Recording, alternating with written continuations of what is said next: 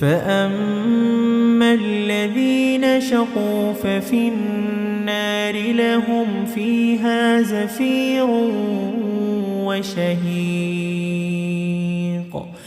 خالدين فيها ما دامت السماوات والأرض إلا ما شاء ربك إن ربك فعال لما يريد.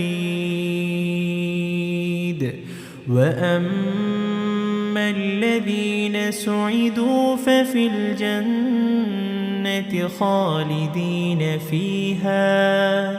خالدين فيها ما دامت السماوات والأرض إلا ما شاء ربك عطاء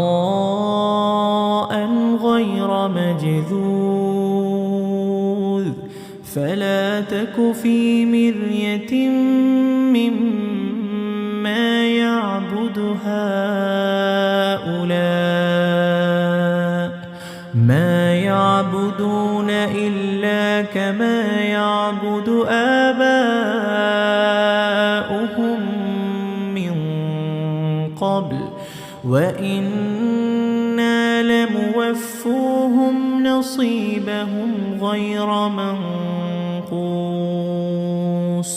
ولقد آتينا موسى الكتاب فاختلف فيه ولولا كلمة سبقت من ربك لقضي بينهم وإنهم لفي شك منه مريب.